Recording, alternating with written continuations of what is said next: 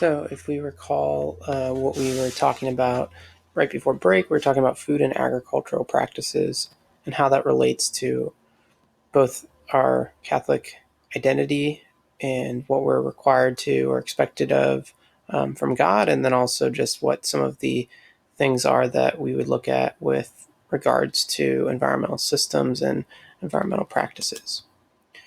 So, just a few quick quotes that I'm not going to go into right now, but that I will put up here for a second so you can read through them.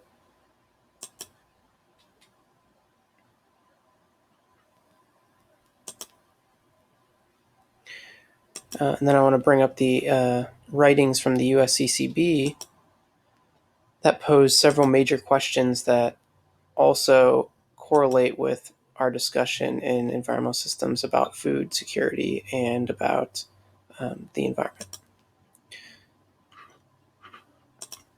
So, how can hunger in the human family be overcome? How can we ensure a safe, affordable, and sustainable food supply? How can we ensure that farm workers and owners of small farms in the United States and around the world live and work with dignity? How can land, water, and other elements of God's creation be preserved, protected, and used well in the service of the common good? And how can rural communities in our country and around the world survive and thrive? I think these also, especially the beginning ones, are pretty important questions right now as we go through this crisis with the coronavirus that we put into perspective those that don't have access to food as they should. So, what's hunger? We defined it as a desire for nutrition caused by lapses in time between feeding. And we talked about, are you the best self, your best self when you're hungry? I don't think many of us would agree we are. Then we went through some statistics.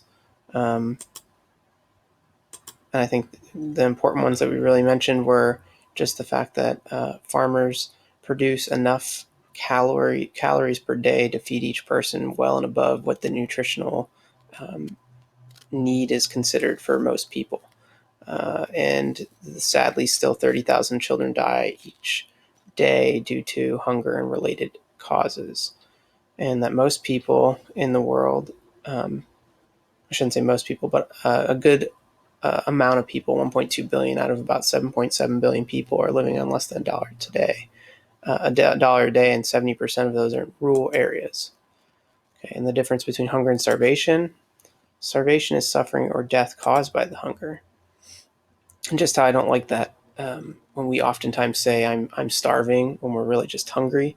I think it's important for us to differentiate and to use the right word for it, because there really are people who starve, and it's a much different situation, something we need to be aware of and thinking about.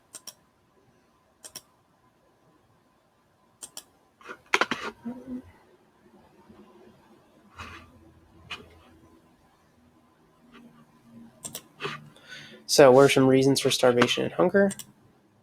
Famine, malnutrition, resource availability, poverty, infrastructure, food shortages, wasting of food, climate change, war and conflict, job instability, discrimination. Oops, let me go back for a second. I think it's important right now to think about how in our own country, some of the ones that are causing hunger are going to be poverty, infrastructure, food shortages, wasting of food, and job instability. Many people are not able to work.